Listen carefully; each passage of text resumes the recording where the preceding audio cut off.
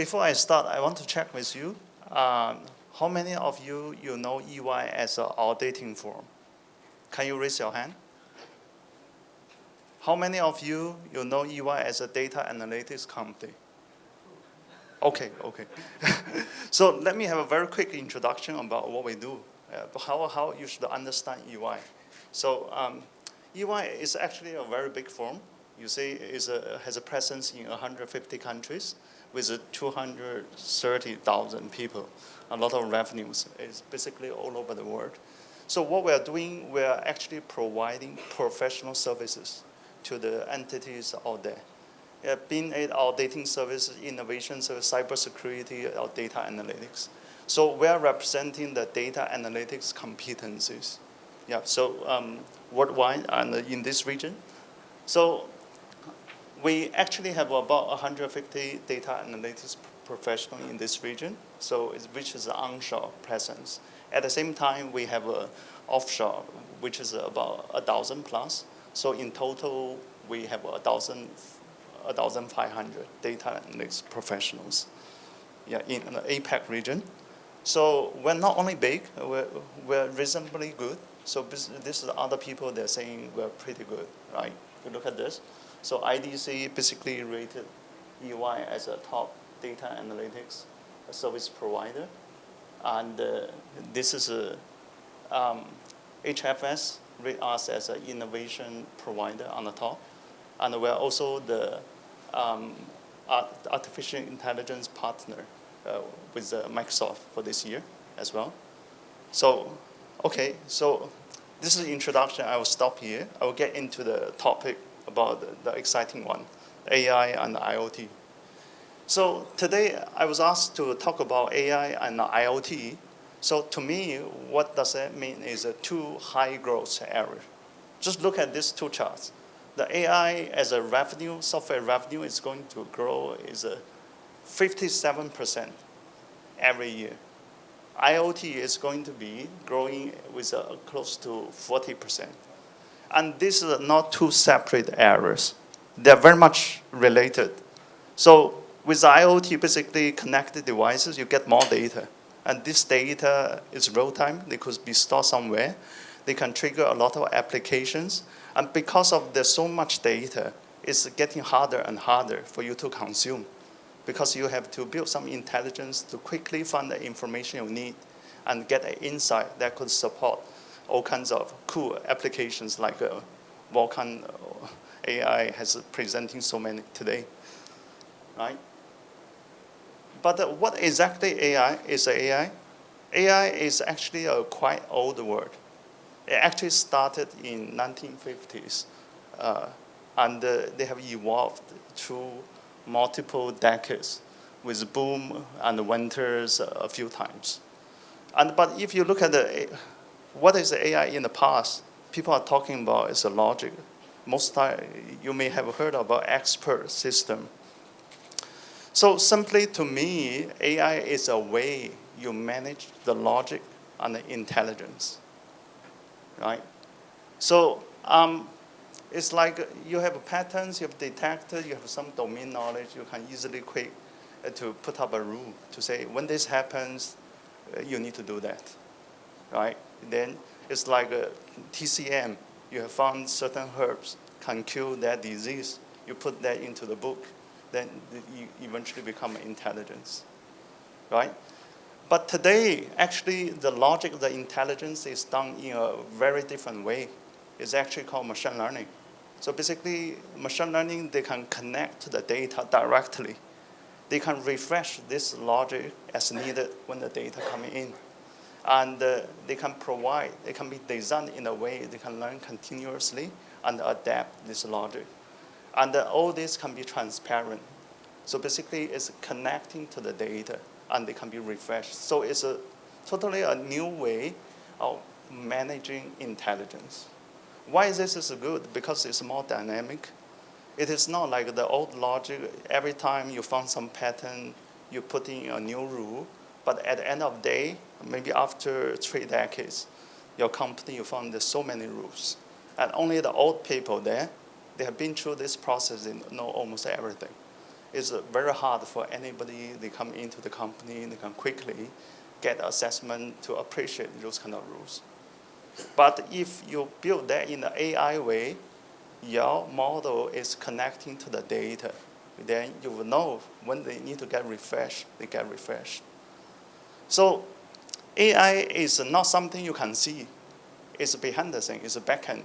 But why people always talking about AI? Because most time we map AI to our brain. It's intelligence, right? So, we have to say our brain always have a limited cognitive capacity. We can only process this amount of data. But with the AI, actually we can leverage on the endless computing power. We can tap on all the data we need. Then eventually we can quickly come to an answer. Maybe with that to support human beings to make a decision. So in this way, actually, we're saying this is a scenario called augmented intelligence. It's also called AI, but it's to enhance your power of seeing and processing the information, right? But in the other ways, I think AI can also be positioned as a competitor to human beings. It's like AI, we know if you have sufficient data with an intelligent algorithm, you can build some model, you can beat the best human players for the goal, right?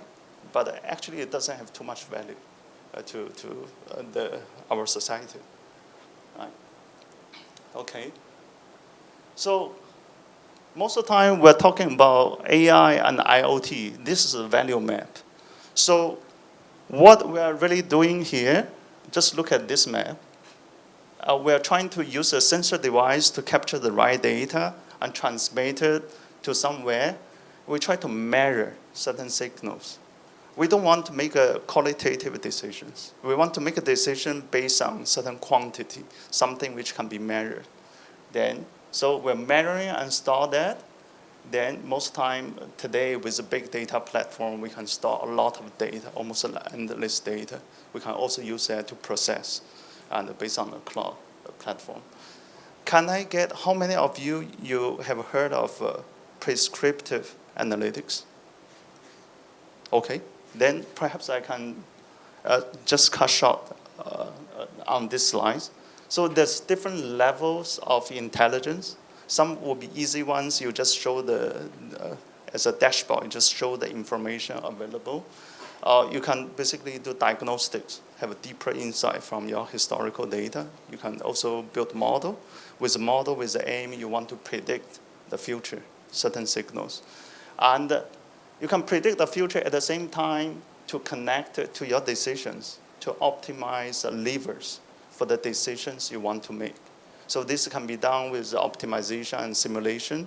Will be able to help you to make a better decision. It means you can make a decision to see the implication before you actually make the decision.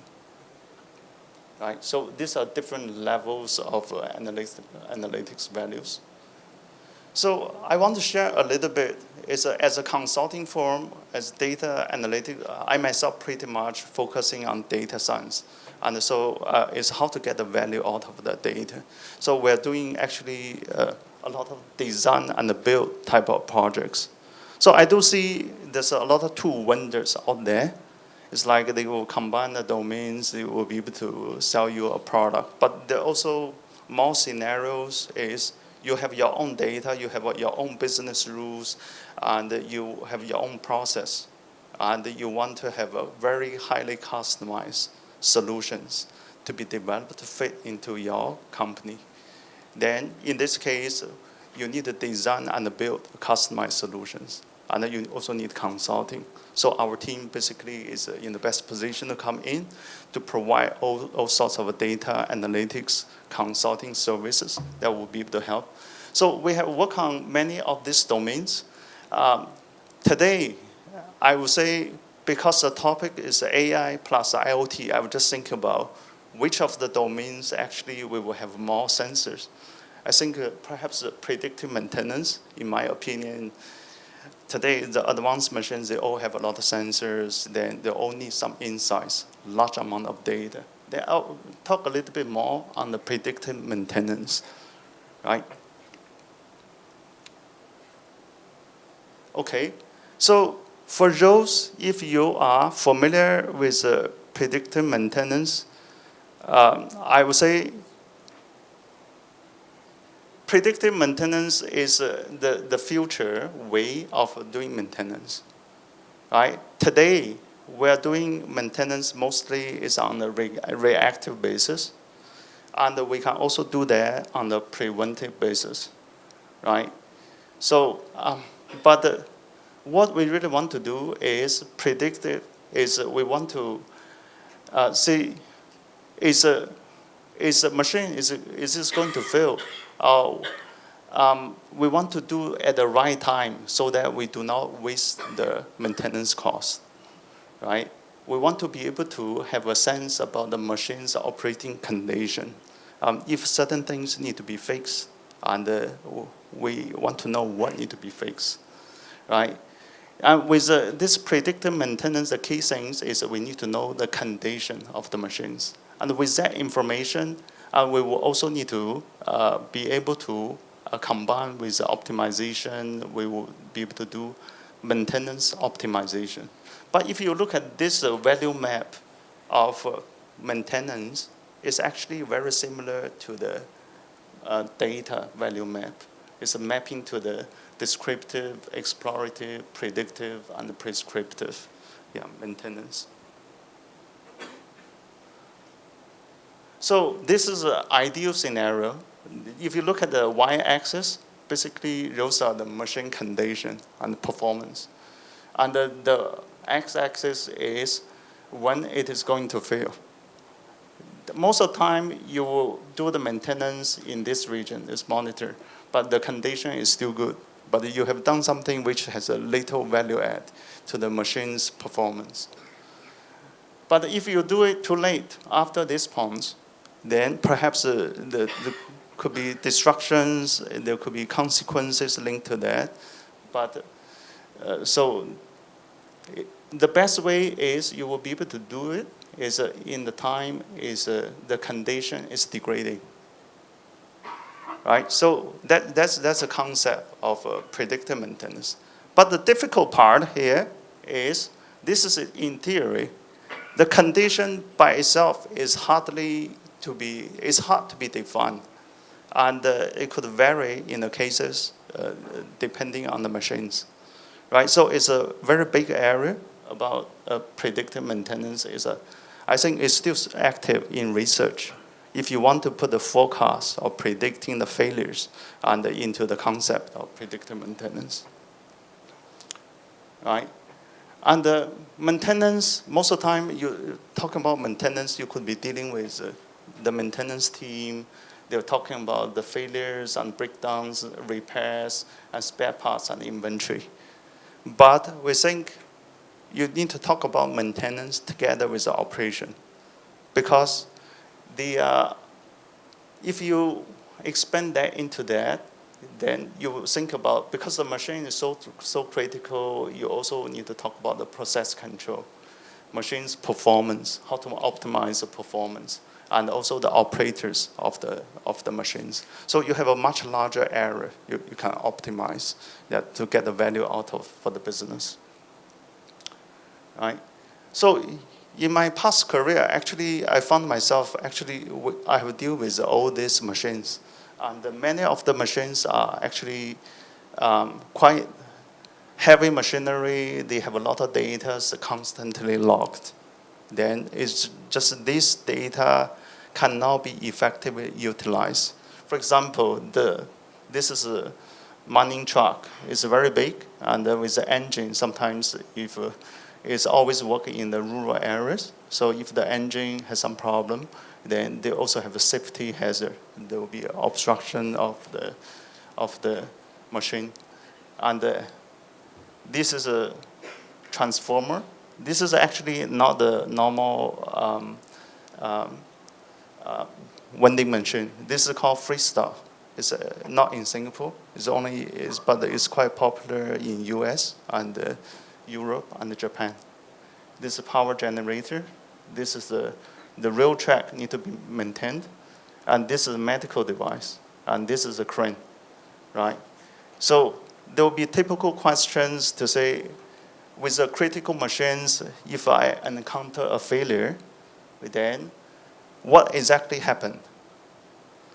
Can I find ways to prevent such failures in the future? And can I optimize the regular maintenance frequency? Can I be more selective, right? Can I monitor the health condition of the machines in certain ways, right? So analytics actually can help a lot of in these areas, right? So this is just give you a feeling about this area, predictive maintenance. I want to dive into one example just to show typically how we approach it. So in data science consulting, most of the time we find the challenge is we have AI tools, we have machine learning, but how you're going to do that is a very important question. Because we have very good data scientists, they can spend 3 days to solve critical problems. But maybe a normal data scientist with 60 days, 2 months, they can't do anything about it, right?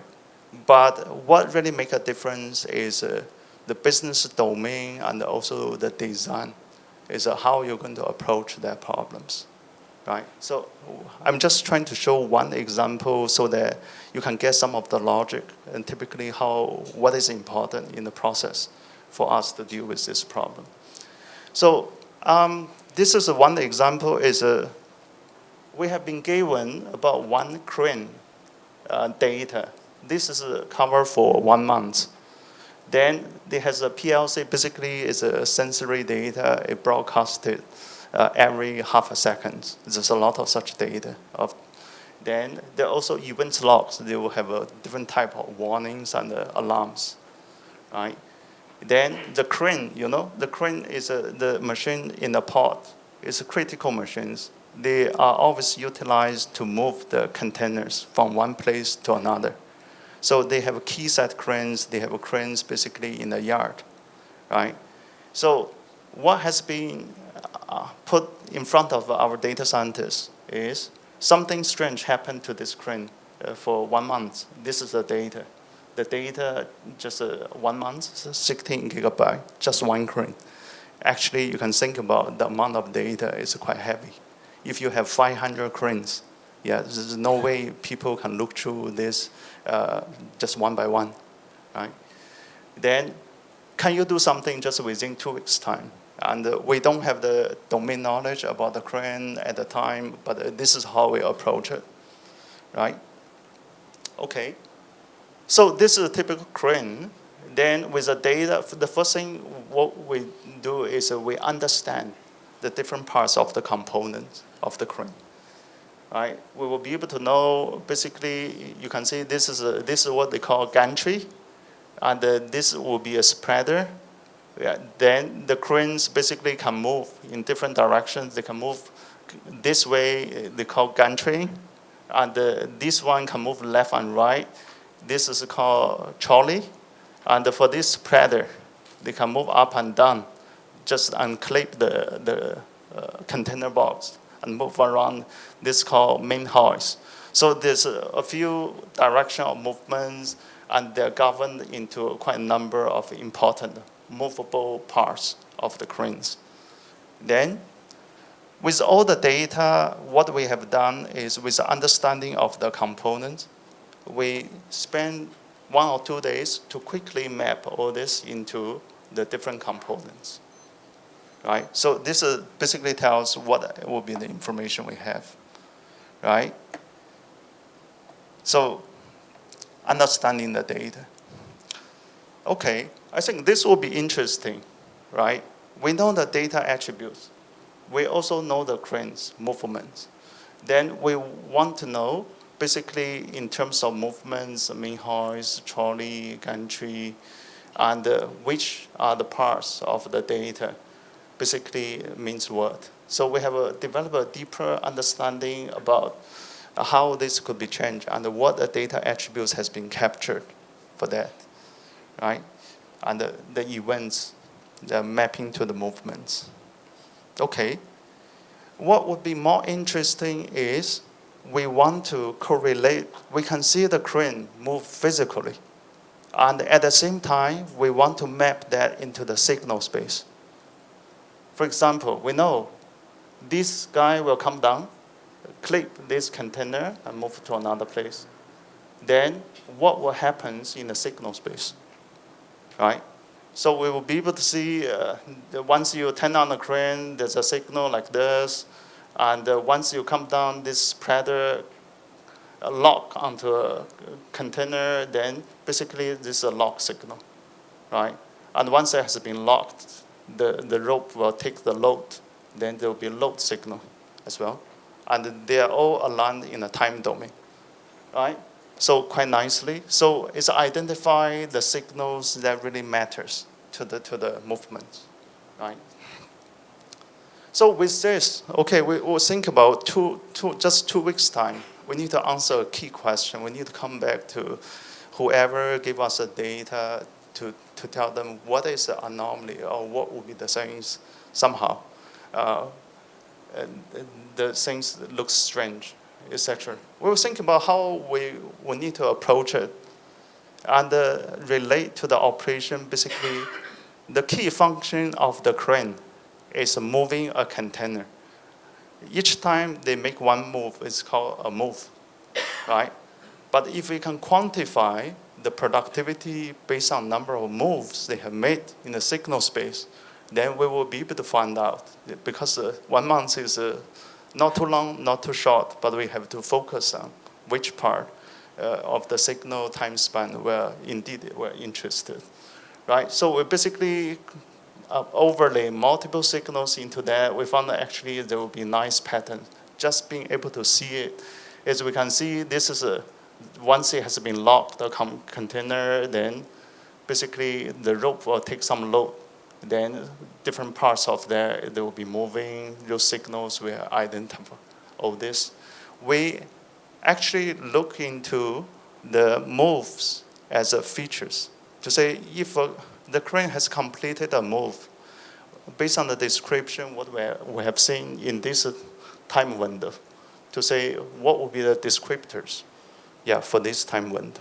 Then what we have done, basically, we describe what will be the signals features. We call this PLC, basically the sensory related features. We also look into, during the moving, is there any warnings, alarms they have appeared in there? So we have represented into a feature space, what we call it, right? So the machine learning, with this development, with this, if we can segment the moves, we will already be able to answer a lot of important questions. It's like, for example, it's like this. We could tell in which hour the crane really have a low productivity based on the number of moves they have made. Then we have found, the certain time they have very low productivities. And certain days, they actually are below average. We'll be able to locate those suspicious time for this crane. They have something strange that will happen. Hopefully, they're not doing maintenance, but at least we know they're not productive in this time. Okay, then the next is we have the features being designed to represent each move. Then we can represent each row as basically one move. We match the time window. Then this will be our feature representations. Then the next thing, totally in the 1 month, about 8,000 crane moves that have happened. Each move is represented by multiple descriptors. Right? I think similar to the machine learning, the script, we generate, we will be able to do this. Right? Then what we have done is we do automated machine learning. Basically, you don't need to have a people to go through this process. It's fully automated. It can be.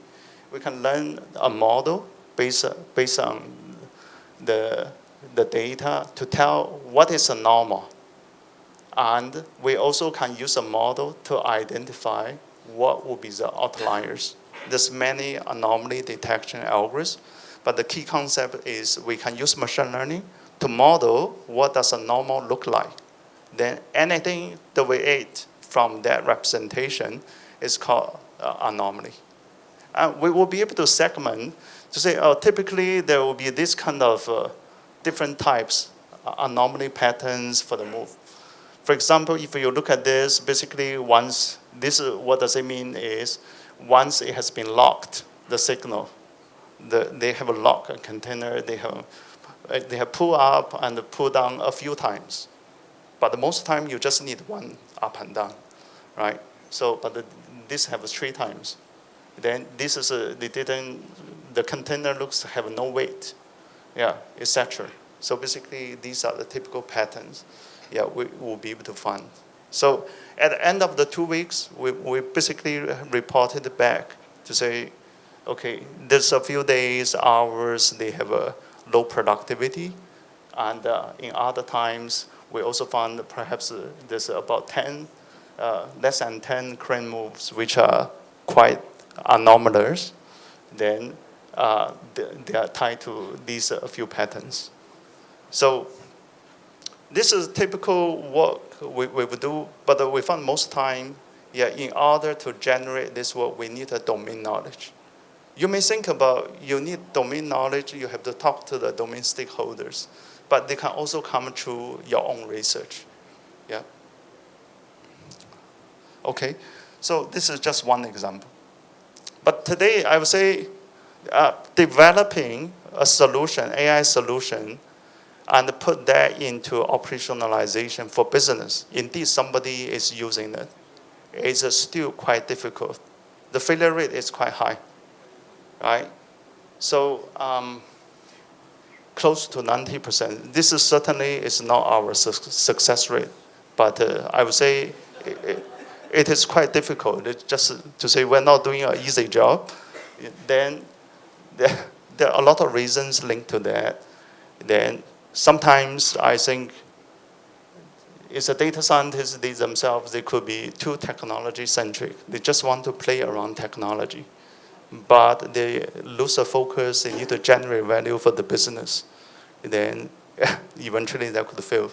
The business found something totally cannot be utilized. Then sometimes if you sell too much, oversell, then the expectation is this high. But the AI is not a magical pill. They can cure, they can solve all the problems. Also, it is not needed in all the cases. It's needed in the cases, I would say, which is fairly complex, right? And the AI model, also they have the intrinsic problem is when it comes to the design, you have to watch out, you don't overfit the model, and the data themselves, they could change. Once they have changed, you need to refresh the logic, right? Otherwise, the old logic, they could become obsolete, right? And the bias, right? So the bias is sometimes could be due to human beings. Is you want to see that result somehow in the process, the sampling, you sample the wrong group, then at the start you could basically introduce your own bias. Then a good data scientist, I think you need to have statistical knowledge. You try not to bias, and the other part of that, the bias is. In AI governance, then you have to think about certain attributes. If it's tied to race, skin color, and these sort of things, you're designing a credit scoring modeling, then you shouldn't use these attributes because they have the bias towards maybe against certain races. Yeah. Then the last, most important is a lack of interpretability and trust. Without this, basically human beings, you find, I cannot manage it. What most of the time is working, I'm happy. It works better than my expectation, my old ways of doing something. But sometimes it doesn't work. I don't know it. I don't have early on it. Then how do I do it? So they found it can't be managed. So the interpretability is very important. Basically, people need to be able to take away quickly why they have made certain predictions. Maybe that doesn't make sense. Then you can quickly use your old ways to do it. then you will feel comfortable to use it, right? So in developing the solutions, I would say these would be very important. Performance, resilience, transparency, and need to be explainable, and also it's quite objective. And all this will contribute to the trust, right? So lastly, is in order to solve those problems, is EY we're promoting the trusted AI. In the design, in the process, basically we need to promote, we need to be purposeful, we need to have vigilant supervision, we also need to govern the models in the agile way to achieve the trusted AI outcomes, right? So with this, I end my presentation. Right. Thank you.